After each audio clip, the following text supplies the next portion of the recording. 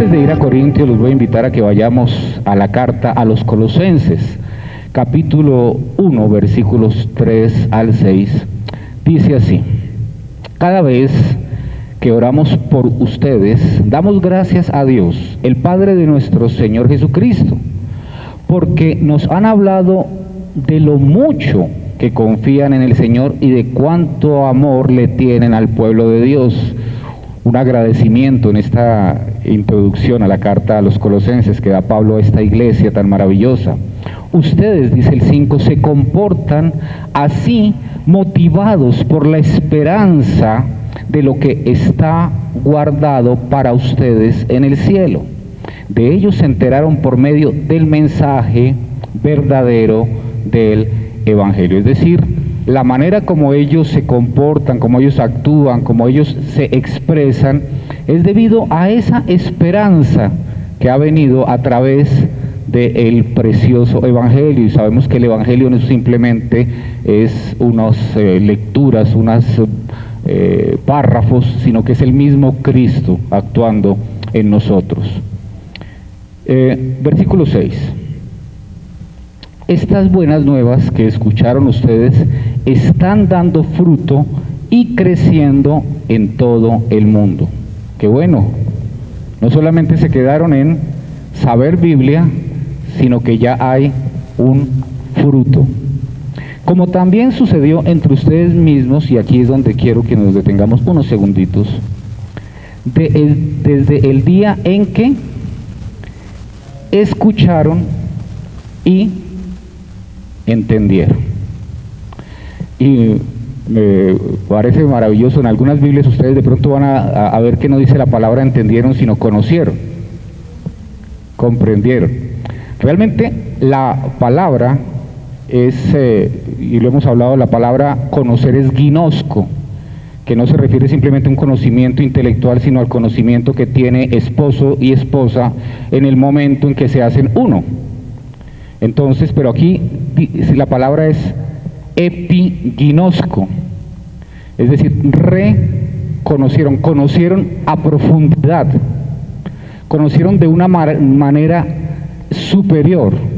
Por eso versiones como esta dicen entendieron, y como la que dice Angelita dice comprendieron, porque es un conocer, pero un conocer a profundidad. Lo que les está diciendo Pablo a los colosenses es que desde el día que escucharon, no simplemente fue una información que se quedó en el cerebro, sino que ellos reentendieron, conocieron a profundidad esta verdad. ¿Y qué es la verdad? La verdad de la gracia de Dios, de lo que Dios está haciendo en esta iglesia y en su iglesia en general. ¿Y por qué es importante, antes de entrar a la carta a los Corintios, mirar esto? Porque tal vez en la mayoría de nuestros hogares tenemos personas de edad que llegaron al celular cuando ya estaban avanzados en edad y conocieron estos hermosos celulares de antaño, ¿verdad? Donde uno marcaba el número, era básicamente un teléfono como el que ya casi no hay en las casas, pero como los teléfonos antiguos, fijos, como los teléfonos fijos, básicamente era lo mismo, solo que en vez de colgar poniendo la bocina sobre el teléfono, pues se utilizaba la tecla roja. Y algunas de estas personas vieron, ya por su avanzada edad, ir llegando nuevos modelos de celulares, pero estas personas básicamente utilizaban el celular con dos funciones: tecla verde para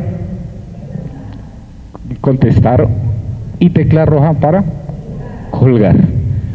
Y pues esto era suficiente: contesto o cuelgo. Algunos ni siquiera llaman, esperan a que los llamen para contestar y colgar. Supongo que en la mayoría de nuestros hogares hemos visto situaciones similares. Pasó el tiempo y comenzaron a llegar estos celulares, ya los smartphones, los inteligentes. Y cuando nosotros nos acercamos a algunas de estas personas, algunos han ido avanzando con la tecnología, pero otros han dicho, no, yo solamente necesito 2 teclas. ¿Cuáles? La roja y la verde. No quiero más. Y tratamos, nos angustiamos, pero está WhatsApp, está en las redes sociales, hay videos, hay cosas tan maravillosas que te estás perdiendo. ¿Por qué no haces el intento y lo aprendes? Y la respuesta honesta es, porque yo no entiendo. No entiendo. Y cuando no entendemos, nos quedamos en lo básico, no aprovechamos lo que hay allí. Ahora, a todos nos va a pasar, llegará el momento en que yo me voy a detener y no seguiré al paso de la tecnología. Y mi hija me dirán, hey, aprende esto, y yo le diré, no entiendo, yo llego hasta aquí. Pero con Cristo es diferente. Es hermoso que lo que dice al final el versículo 6 es que ese fruto ha crecido desde el momento que escucharon y entendieron. Pero esa comprensión no es racional. Esa comprensión es la que el mismo Espíritu Santo nos da. Es en la que crecemos cuando estamos en Él, cuando habitamos en Él y cuando Él está en nosotros. Y eso es algo maravilloso que debemos entender para disfrutar todo aquello que Él está haciendo en nuestras vidas. Juan, capítulo 5, versículos 39 y 40 dice, ustedes estudian las Escrituras a fondo porque piensan que en ellas hallan la vida eterna y son ellas las que me señalan a mí. Sin embargo, ustedes no quieren venir a mí para que tengan esa vida. Este texto lo estuvimos viendo en el consejo hace unos días y en un grupo en casa también lo estuvimos revisando porque es un texto que a mí me ha iluminado de una manera especial y que me ha confrontado, porque Jesús le está diciendo a estas personas, a estos judíos, a estas personas juiciosas en estudiar las Escrituras, ustedes estudian las Escrituras a fondo, ¿por qué? Que en ellas hayan la vida eterna. Y no solo eso, y les dice, bueno, ustedes piensan que en ellas hayan la vida eterna, pero ellas ¿qué? Exactamente. Hablan es de mí, testifican es de mí. Pero mire lo que dice el 40. Sin embargo, ustedes no quieren venir a mí para que tengan esa vida. Qué barbaridad. Cuando, mire, yo he leído este texto muchas veces y hace unas semanas me impactó, realmente me conmovió, porque me sentí totalmente identificado con estos fariseos. ¿Cuántas veces y por cuántos años hice lo mismo que estos fariseos? Estos fariseos están frente a Jesús, quien es la vida, pero están aferrados ¿a qué? A las Escrituras. Y tienen a Jesús, a quien las Escrituras señalan, y dicen, no, sí, todas las Escrituras te señalan a ti, pero no te queremos a ti. Tú eres el que das vida, pero no queremos la vida. Queremos las prácticas, queremos la ley, queremos las tradiciones, queremos la religión. No te queremos a ti. ¿Y por qué me sentí identificado? Porque por mucho tiempo pensé que aprender Biblia por sí misma daba salvación. Aprende Biblia, estudia la Biblia, aprende versículos Que ellos señalan a Cristo. Claro, esa verdad es cierta. Señalan a Cristo. Pero tenerlos acá no dan vida eterna. Encontrarnos un domingo acá para abordar la Biblia, para estudiar lo que dice la Biblia de Cristo es maravilloso, pero por sí mismo no da vida. La Biblia señala a quién es la palabra, a quién es el Logos. ¿Y quién es el Logos? ¿Quién es la palabra? Cristo. ¿Y quién es la vida? ¿Y quién es la luz? Por mucho tiempo, alguien me decía, sé que estoy perdido, vamos a estudiar la Biblia. Está bien, pero si yo solamente estoy dando letra, si solamente estoy dando versículos, si solamente estoy dando exégesis, estoy haciendo lo mismo que los fariseos. Estoy señalando la verdad, pero no estoy siendo instrumento de Dios para impartir vida. No, yo no voy a impartir vida, para que Dios imparta vida, para que Cristo imparta vida. Un versículo por sí mismo no imparte vida, sino es Cristo el que está obrando en la persona, sino es Cristo el que resucita a la persona, si no nace de nuevo. Quememos la Biblia, no estoy diciendo eso. No nos quedemos simplemente en saber Biblia. No nos quedemos simplemente en saber versículos. Aprendamos versículos, claro que sí. Atesorémoslos. Leamos la Biblia, claro que sí. Hagamos nuestro devocional, claro que sí. Pero estamos en Cristo, hemos resucitado, hemos nacido de nuevo. Porque si eso no ha pasado, somos eso. Amantes de las Escrituras, amantes de la Biblia. Pero muertos. Unos muertos que aman la Biblia. Lo que yo les propongo es, seamos unos vivos que viven la Biblia.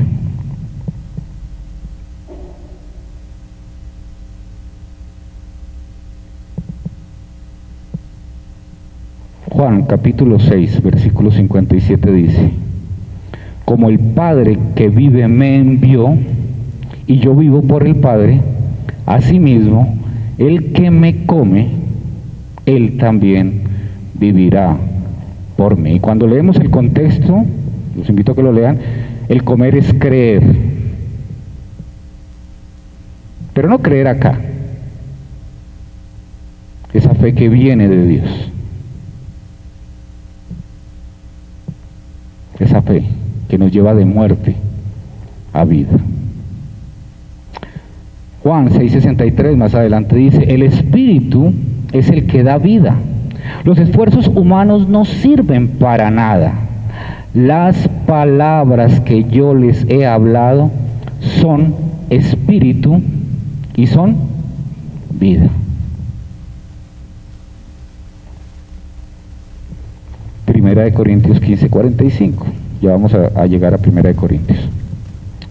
Las Escrituras nos dicen: el primer hombre, Adán, fue hecho un ser viviente, pero el último Adán, es decir, Cristo, es un espíritu que da vida.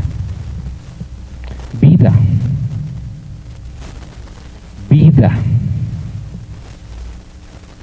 La vida no la da un aula académica. La vida la da Cristo, quien es el espíritu vivificante, el espíritu que da vida. La vida no la da la información.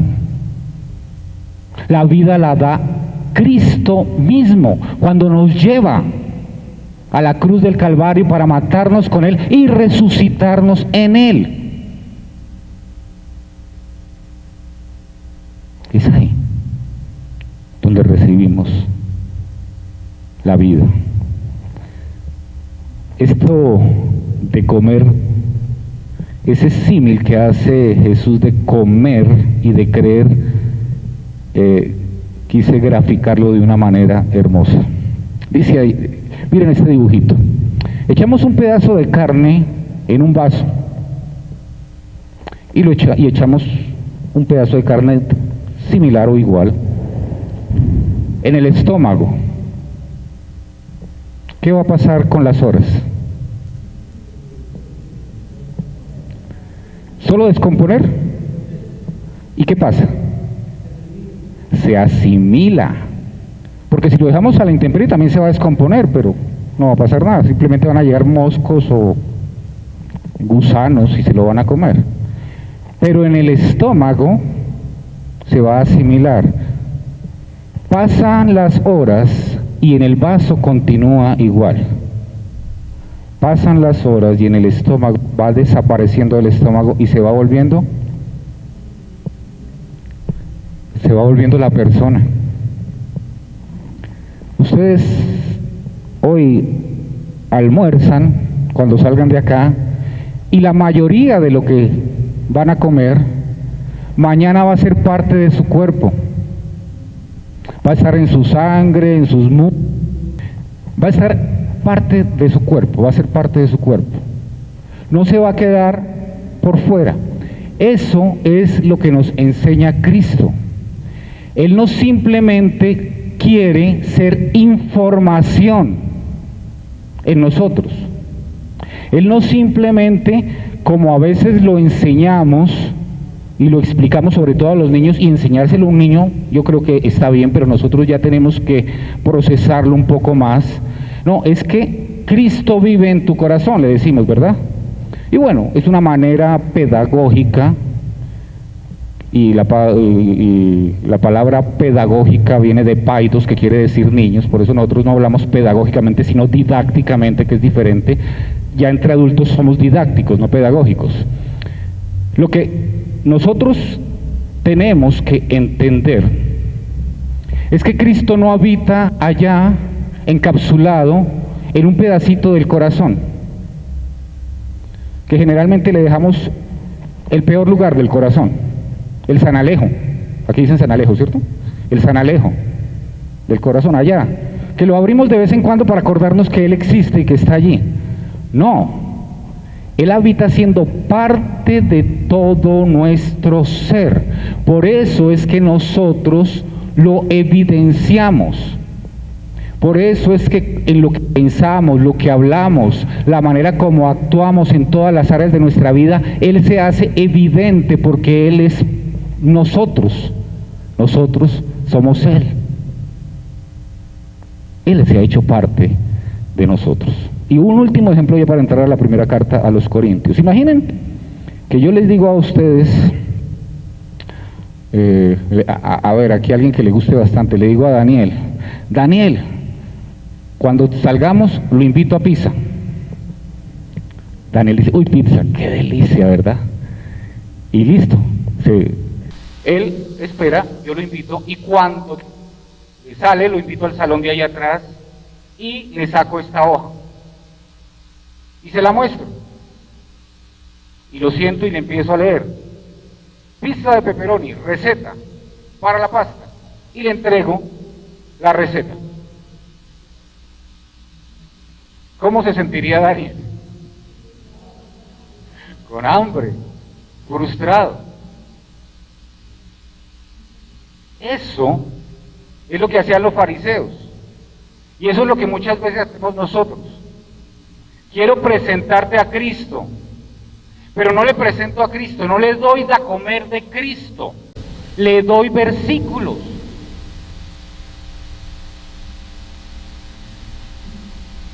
Le doy, para allá, gracias. Le doy pasajes, tradición, actos religiosos, disciplinas espirituales. Y eso no va a saciar a Daniel, porque él quiere pizza. ¿Qué pasa cuando ve esto? Se le abre el apetito, pero no lo sacia.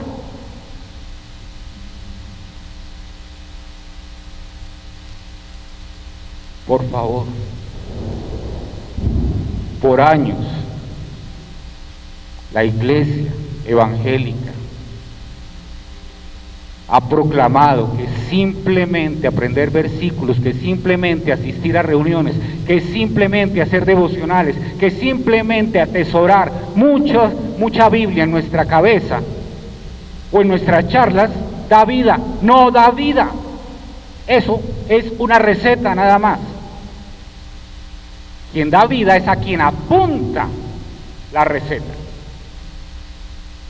Por eso, Jesús, lo leímos antes de la cena, les dice, ustedes se saciaron porque comieron, pero no están viendo sino la señal.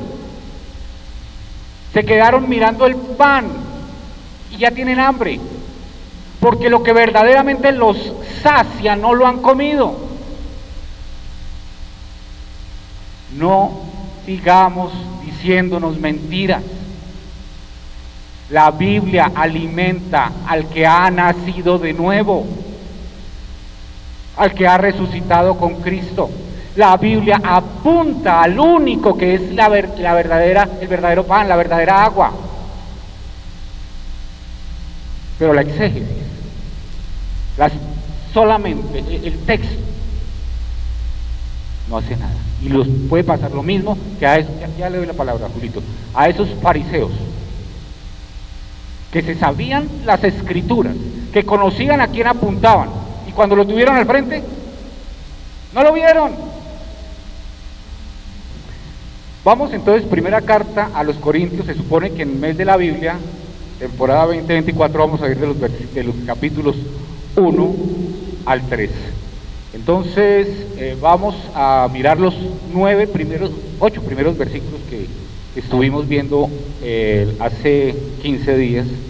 Dice así: Pablo, llamado a ser apóstol de Jesucristo por la voluntad de Dios, y Sóstenes, nuestro hermano, a la iglesia de Dios que está en Corinto, a los que han sido santificados en Cristo Jesús, llamados a ser santos, con todos los que en cualquier parte invocan el nombre de nuestro Señor Jesucristo, Señor de ellos y nuestros. Y estoy en resumen, entonces voy a ir rápido esos 8 versículos. Hablábamos que la iglesia de Corinto no es precisamente una iglesia que se caracteriza por ser muy disciplinada, por ser un ejemplo de iglesia. Sin embargo, Pablo les dice que a los que han sido santificados, a los llamados santos, y eso muestra que aunque Pablo va a hablarles de una manera fuerte a lo largo de la carta, él reconoce que lo que está dando es un diagnóstico de una situación que está viviendo una iglesia de santos, una iglesia de santificados, pero que hay un diagnóstico que hay que dar porque hay que tomar cartas en el asunto. No los está desechando, al contrario, los está reconociendo. Continúa el versículos 3 y 4. Gracia y paz a ustedes de parte de Dios nuestro Padre y del Señor Jesucristo. Siempre doy gracias a mi Dios por ustedes. Imaginen estas palabras para una iglesia que de pronto otros no dirían gracias por ustedes, pero les está dando gracias. Por la gracia de Dios que les fue dada en Cristo Jesús. Entonces las gracias es por lo que Dios está haciendo. Siguen versículos 5 y 6. Porque en todo ustedes fueron enriquecidos en Él. Y vuelve la pregunta, pero si uno ve esa iglesia, ¿dónde es que están enriquecidos? Pues en Él. No se está viendo la riqueza todavía, pero ahí es donde viene el diagnóstico, al cual vamos a ir más adelante. En toda palabra y en todo conocimiento, así como el testimonio acerca de Cristo fue confirmado en ustedes. Y los últimos 2 versículos que vimos hace 15 días, de manera que nada les falta en ningún don, esperando ansiosamente la revelación de nuestro Señor Jesucristo. Él también los confirmará hasta el fin, para que sean irreprensibles. ¿Cómo así esta iglesia? En el día de nuestro Señor Jesucristo. Entonces, la conclusión que habíamos llegado hace 15 días es esta: Pablo no ve a los hermanos de Corinto, aunque le está hablando a la iglesia de Corinto, no está viendo a los hermanos de Corinto. Pablo ve a Cristo en quien ellos habitan, por eso les puede hablar de esa manera.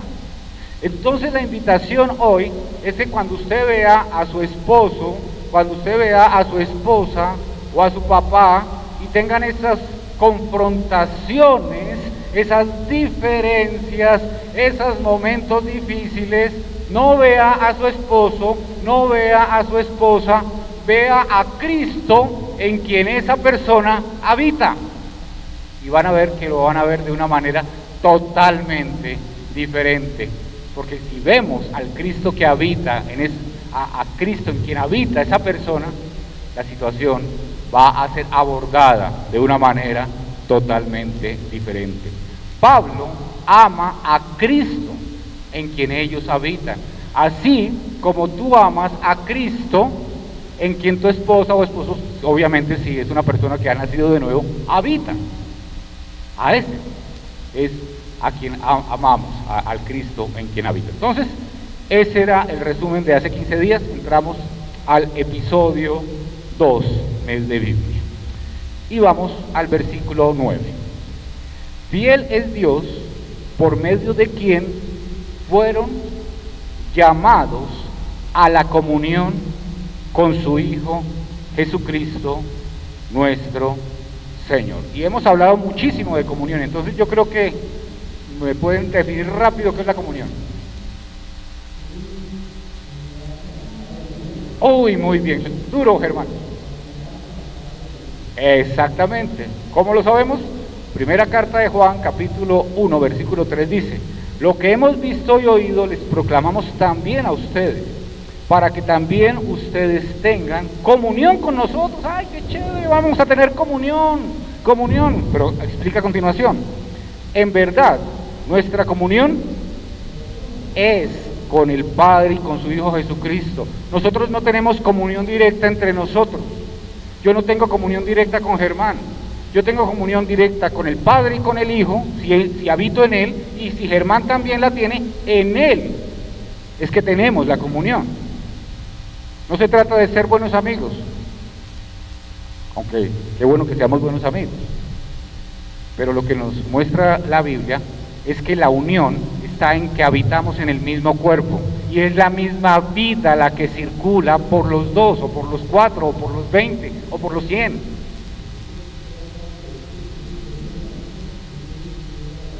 Esa es la comunión, exactamente. Juan 17, del 20 al 23, está la oración de Jesús después de la última cena. Dice: pero no ruego solo por esto, sino también por los que han de creer en mí por la palabra de ellos, para que todos sean uno, como tú, oh Padre, estás en mí y yo en ti, que también ellos estén en nosotros, para que el mundo crea que tú me enviaste.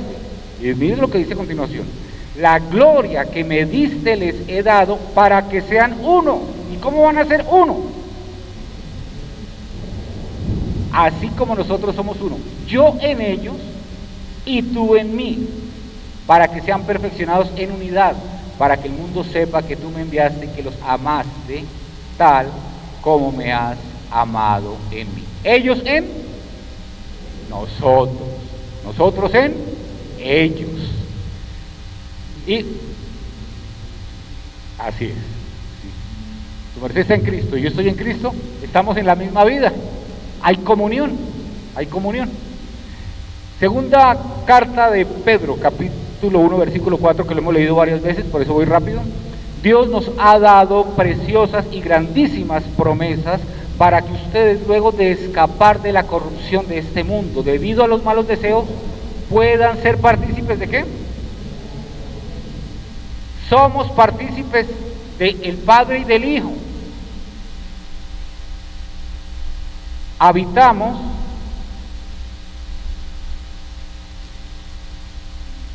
en el Padre y el Hijo. Y al habitar en el Padre y el Hijo, hay comunión.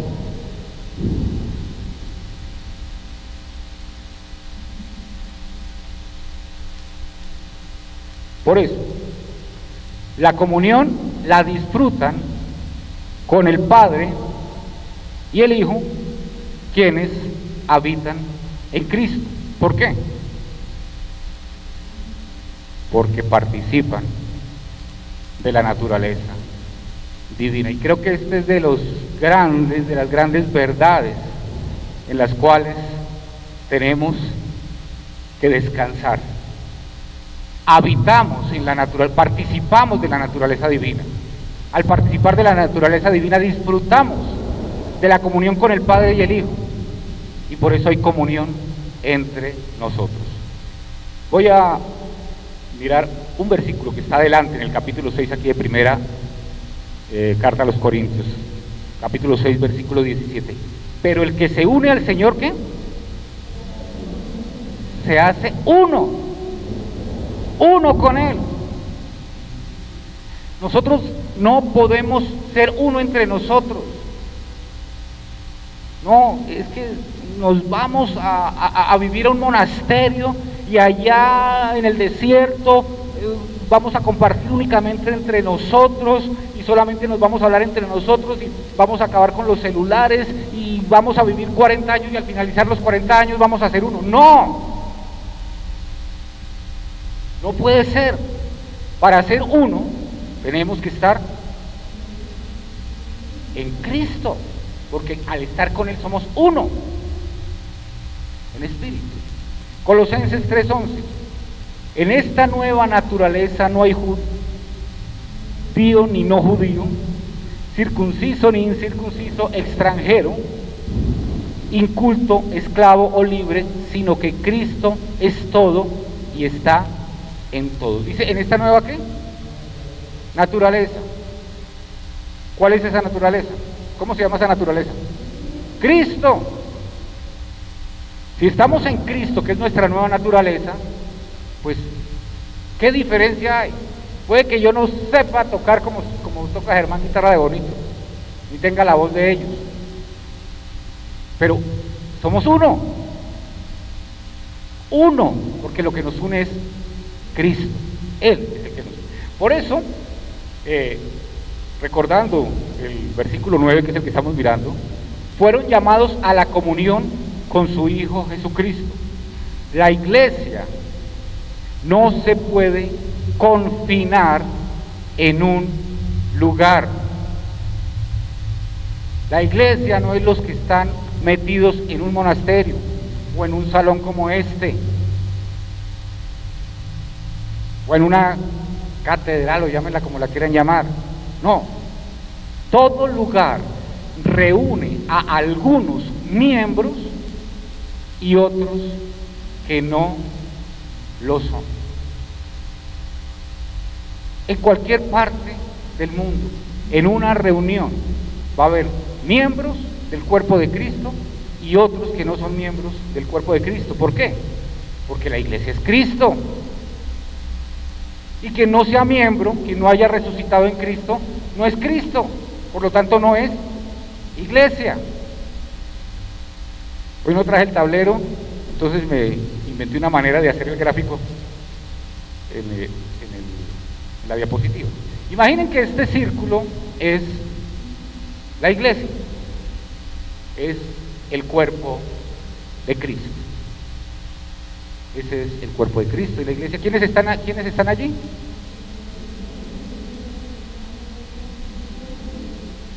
¿Quiénes? Exacto, todos los que hemos nacido de nuevo, hemos muerto en Cristo, resucitado con Cristo, habitamos en Cristo, participamos de la naturaleza divina, todo lo que nos muestra la Biblia que somos. Ese es el cuerpo de Cristo.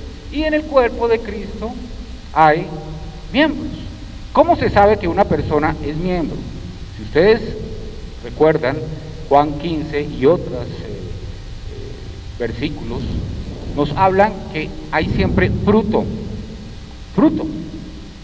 Un miembro del cuerpo de Cristo da fruto. Si no da fruto, ¿qué dice el capítulo 15? Será cortado, ¿cierto? No da fruto, no es miembro, punto. Entonces aquí hay algunos que están empezando apenas y su fruto es verdecito. Esos son los punticos verdes. Pero hay otros que ya han ido madurando. ¿Y qué es madurar? ¿Que saben mucha Biblia?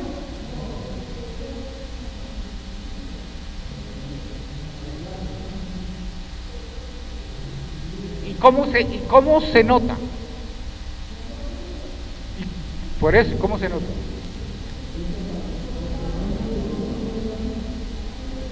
Ay, duro. Expresando la naturaleza en la cual habitamos. Es decir, la madurez se nota, el fruto se nota en que cada vez me veo menos yo y más se ve Cristo. Es decir, no porque yo me esfuerzo, no porque yo hago algo extraordinario, sino porque el fruto se va viendo en la medida que uno dice, wow, pero uno ve a Daniel y este no es el mismo. Y Daniel dice, pues yo no he hecho nada extraordinario. No, está muriendo, toma su cruz cada día, muere para que Cristo se vea. ¿Qué es lo que hacemos nosotros? Dejarnos matar por Cristo. El fruto es Cristo mostrándose en nuestras vidas. Y eso solamente se ve en la medida que morimos. Pero la iglesia, obviamente, se mueve en el planeta Tierra. Y en el planeta Tierra pues hay mucha gente, ¿verdad? Vamos a estar rodeados de personas que son naturales, así lo llama la Biblia, es decir, que están muertas. Estas personas están muertas. Y en cada lugar donde nos encontramos, en cada lugar donde nos reunimos, va a estar allí en ese lugar personas que apenas están comenzando, que están dando un frutico verde, pero que va a ser maduro, porque ningún fruto se queda así verde, a no ser que esté enfermo, sino que va a madurar. Va a haber personas maduras y también vamos a encontrar personas naturales, porque nosotros no sabemos quién es quién. Nosotros no sabemos quién está en Cristo, quién ha resucitado con Cristo y quién no. Por eso en cada lugar donde se reúne la iglesia también va a haber personas que les parece muy chévere cómo hablan, cómo oran, cómo cantan, o simplemente que se quieren afiliar a una religión, pero que no han nacido de nuevo, que no han muerto con Cristo y resucitado en Cristo. Y habrá casos como, a ver, miramos cuál, como el azul, ese salón azul, donde hay muchas personas que han nacido de nuevo, algunos más maduros que otros, y unos poquitos que no han nacido de nuevo, pero se están reuniendo allí. Pero habrá casos como la roja, donde a pesar de que hay un gran número de personas, solamente hay unos poquitos que han resucitado con Cristo y muchos que todavía están muertos, son personas muertas que no han resucitado con Cristo. Por eso la iglesia no se reúne, no se confina en un lugar, no, la iglesia es algo mucho más grande que cualquier religión que nos inventemos, que cualquier denominación que nos inventemos, que cualquier salón que armemos, que cualquier número de sillas que pongamos en donde sea, en una bodega. La iglesia no es eso. La iglesia es el cuerpo de Cristo. En el plan eterno de Dios, la iglesia es uno con Cristo. Por eso, la iglesia es ese círculo amarillo, no los cuadrados, no los rectángulos que ustedes ven allí. Ese círculo amarillo, esa es la iglesia, esa es la que ve Cristo, esa es la que dice, a ustedes los conozco, y los que están en los recuadros, pero son punticos negros, es a los que les va a decir, hey, ¿ustedes qué hacen acá? Pero en tu nombre predicamos, en tu nombre evangelizamos, en tu nombre aprendimos versículos bíblicos, en tu nombre fui pastor. Jamás te conocí, porque no eres mi cuerpo. No eres mi cuerpo. Estuviste allí,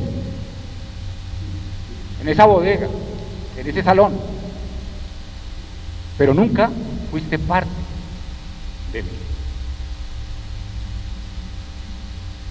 La iglesia refleja la gloria de Cristo, pues actúa y vive como Cristo. Vamos, un versículo más. Bueno, aquí dice la iglesia es Cristo, y vamos al versículo 10. Y aquí es espectacular lo que Pablo le dice a esta iglesia de Corinto. Les ruego, hermanos, por el nombre de nuestro Señor Jesucristo, que todos se pongan de acuerdo y que no haya divisiones entre ustedes, sino que estén enteramente unidos en un mismo sentir y en un mismo parecer. ¿Cómo así? Entonces está contradiciendo Pablo.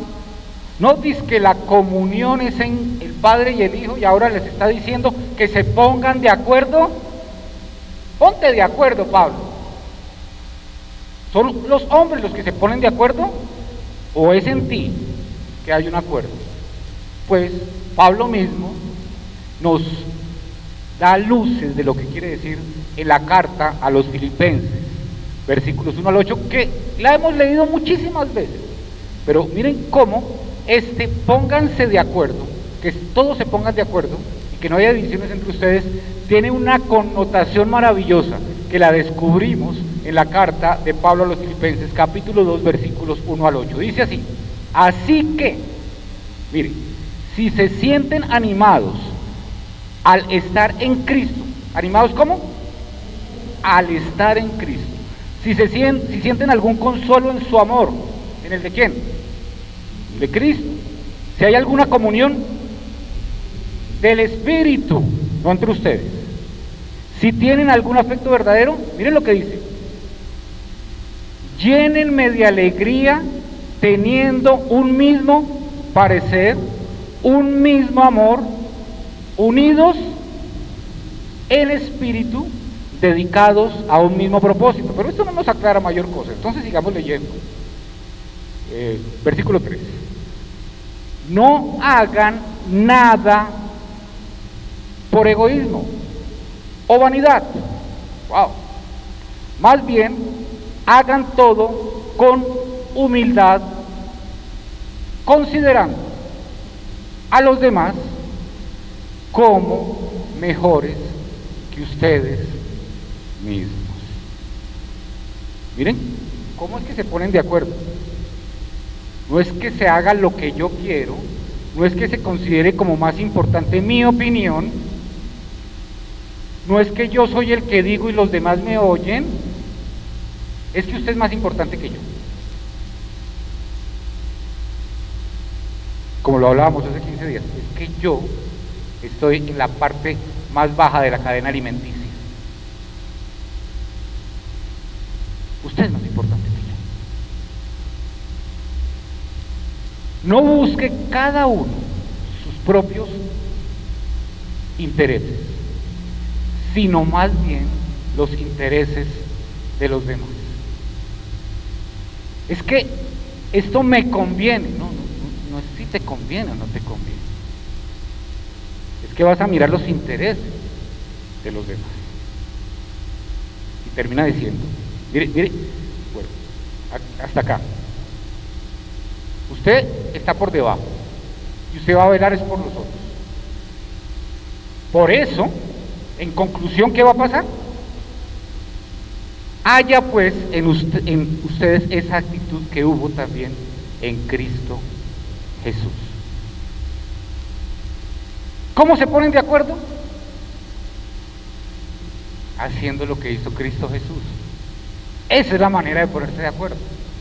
No es por votos, no es por votación. Aunque Él era igual a Dios, no consideró esa igualdad como algo a que aferrarse. Al contrario, por su propia voluntad se rebajó. No, el importante no es usted, lo que les está diciendo Pablo a la iglesia, a nosotros. Usted está por debajo de nosotros. Considere al otro mejor, vele por el otro, haga lo que hizo Jesús, que se rebajó, tomó la naturaleza de esclavo y de esa manera se hizo semejante a los seres humanos. Al hacerse hombre, se humilló a sí mismo y se hizo obediente hasta la muerte, y muerte de cruz. Ahora, Pablo, ¿usted cree que yo voy a hacer eso? ¿Usted cree que yo voy a poner a otro por encima mío? ¿Lo podemos hacer? No, no lo podemos hacer. Y entonces, ¿por qué Pablo nos dice que hagamos algo que no podemos hacer? Porque es que no somos nosotros los que lo vamos a hacer. Recordemos que nosotros hemos muerto juntamente con Cristo. Ya no vivo yo, es Cristo quien vive en mí. Nosotros ahora habitamos en Cristo. Por eso el fruto no se trata de asistir a reuniones.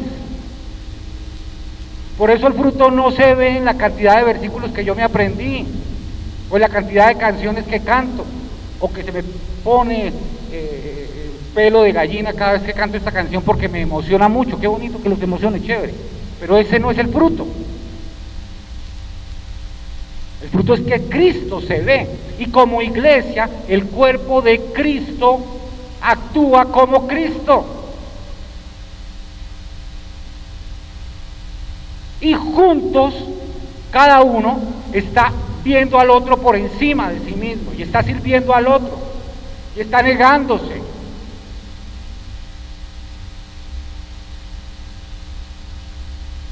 Y allí es donde las personas en el primer siglo decían, esa gente tiene algo. Al punto que en la Antioquía les dijeron los cristicos, porque son como Cristo, traducido a nuestro lenguaje cristiano, pero cristicos, eso es un diminutivo, cristicos, porque obran, actúan, hablan como Cristo mismo. Exacto, ese el lenguaje es Cristo mismo, es Cristo mismo actuando. La iglesia, el cuerpo de Cristo, no desarrolla acuerdos humanos. La democracia no está en la Biblia. Los miembros se ponen de acuerdo, ¿por qué? Porque han muerto con Cristo, viven en Cristo y actúan en Cristo. No porque yo logre convencer a otro, no porque yo logre argumentar mejor que el otro, porque entonces la iglesia sería de los que saben más, argumentan mejor, o han tenido clases de comercio, o de política, o qué sé yo. Solamente esto, la iglesia es Cristo. Voy a leer 3 versículos más para terminar. Está en Romanos, capítulo 12, versículos 3 al 5, que también lo conocemos mucho porque es un texto muy conocido, pero que a veces lo pasamos y no nos detenemos para que el Señor nos ilumine a través de esa revelación que está escrita en la palabra. Dice así: como mensajero, por la bondad de Dios, les advierto que no se consideren mejores de lo que son. Así que si tenemos ese ¿cómo se llama? Ese ego, ese gallito fino que tenemos, que cargamos por dentro, ¿no? Que nos gusta mostrarnos, así, que soy yo soy, aquí llegué yo. No se consideren mejores de lo que son. Valórense según el grado de fe que Dios les ha dado. Así, ya viene a hablar de la iglesia, como nuestro cuerpo tiene muchas partes y cada una desempeña una tarea diferente, así sucede en la iglesia. Somos muchos miembros, pero formamos un solo cuerpo, y entre nosotros hay una dependencia mutua.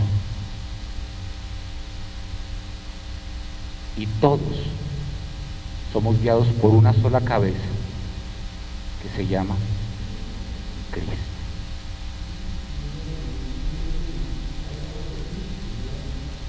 Así es. Fuimos muertos con Cristo, crucificados con Cristo, para habitar en Cristo y ser injertados en su cuerpo, su iglesia, para actuar como Él, no como nosotros, para que Él mande, no nosotros, para menguar, no para crecer, para dejar de ser gallitos finos y ser servidores, porque Él vino a servir y nos llamó a servir.